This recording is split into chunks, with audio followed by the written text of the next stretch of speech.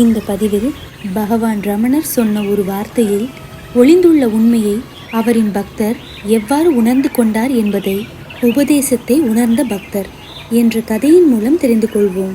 நடராஜன் என்பவர் பகவானின் பக்தர். அவர் முதன்முறை அண்ணாமலைக்கு வந்தபோது பகவான் ரமணரின் அருட்காட்சி கிடைத்தது. அதன் ஈர்ப்பினால் மறுமுறையும் அண்ணாமலைக்கு வந்தார். விடியற்காலையில் எழுந்தவர் மலை மேல் சென்று ஏகாந்தத்தில் திளைத்திருந்தார். அவ்வப்போது தோன்றிய உணர்வுகளை கவிதையாக எழுதி கொண்டிருந்தார். நேரம் போனதே தெரியவில்லை. ஆசிரமத்தில் காலை உணவுக்கான நேரம் கடந்துவிட்டது. உடனடியாக ஆசிரமத்திற்கு விரைந்தார். அங்கே எல்லோரும் உணவு உண்டுவிட்டு ஒருவர் பின் ஒருவராக வெளியே வந்து கொண்டிருந்தனர். அதனால் நடராஜன் தயக்கத்துடன் ஒதுங்கி நின்றார். அங்கிருந்தவர்களில் ஒருவர், ஏன் இங்கேயே நிற்கிறீர்கள்? உள்ளே இலை போடப்பட்டு உங்களுக்கு உணவு தயாராக இருக்கிறது.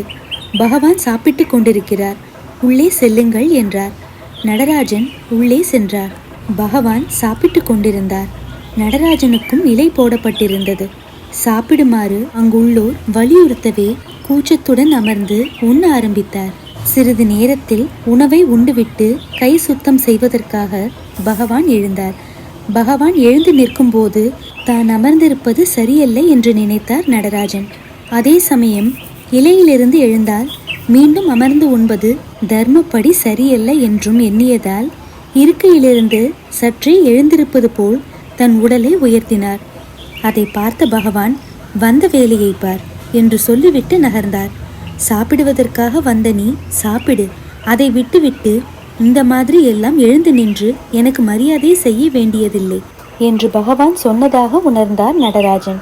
ஆகவே மீண்டும் சரியாக இலை முன் அமர்ந்து உண்ண ஆரம்பித்தார். அதே சமயம் பகவானையே பார்த்து கொண்டிருந்தார். சமையற்கூட வாசல் தாண்டிய பகவான் திரும்பி நடராஜனை உற்று பார்த்தார். பின் மீண்டும் வந்த வேலையை பார் என்று சொல்லிவிட்டு படி இறங்கினார். நடராஜனுக்கு ஒரே திகைப்பு. பகவான் எதற்காக மீண்டும் அப்படி சொன்னார் என்பது தெரியாமல் குழம்பினார். ஓ, நாம் சாப்பிடுவதை விட்டுவிட்டு பகவானை வேடிக்கை பார்த்து கொண்டிருக்கிறோம். அதைத்தான் பகவான் அப்படி சொல்கிறாரோ? ஒருவேளை கவிதை எழுதி கொண்டிருந்தோமே, அதை பாதியில் விட்டுவிட்டு சாப்பிட ஓடி வந்து விட்டோம், அதைதான் சொல்கிறாரோ என நினைத்து குழம்பினார்.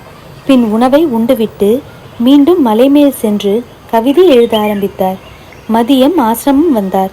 உணவு உண்டுவிட்டு பகவானின் ஹாலில் போய் அமர்ந்தார். அப்போது பகவான் இவரை மீண்டும் உற்று பார்த்தார். பின் மறுபடியும் வந்த வேலையை பார் என்று சொன்னார். பகவான் ஏன் சொன்னதையே திருப்பி திருப்பி சொல்கிறார் என்பதும் தெரியவில்லை. பகவானிடம் விளக்கம் கேட்கவும் தயக்கமாக இருந்தது. ஆகவே அது பற்றி சிந்தித்து பேசாமல் அமர்ந்திருந்தார். ஓ, நாம் எதற்கு அருணாச்சலம் வந்தோம்? கவிதை எழுதவா? இல்லை, அருணாச்சலரை தரிசிக்க, பகவானின் உபதேசம் பெற.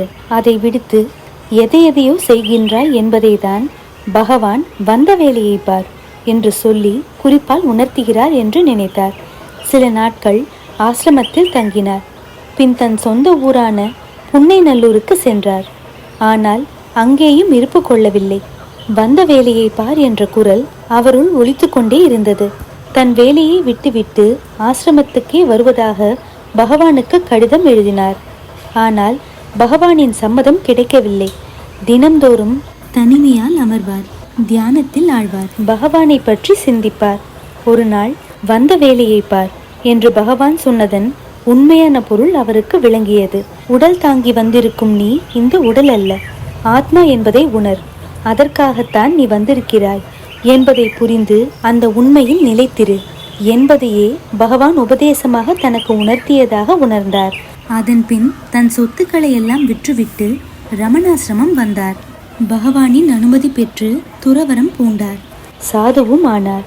ஜானகிமா ஆசிரமத்தில் சில காலம் வசித்தவர் பகவானின் மறைவுக்கு பின் அருணாச்சலத்தையே சரணடைந்தார். அங்கேயே வாழ்ந்து நிறைவெய்தினார். அடுத்த பதிவில் பகவான் ரமணரை பற்றி அமெரிக்கருக்கு எவ்வாறு தெரிய வந்தது என்பதை பற்றி கேட்கலாம். அதுவரை திருச்சிற்றம்பலம்.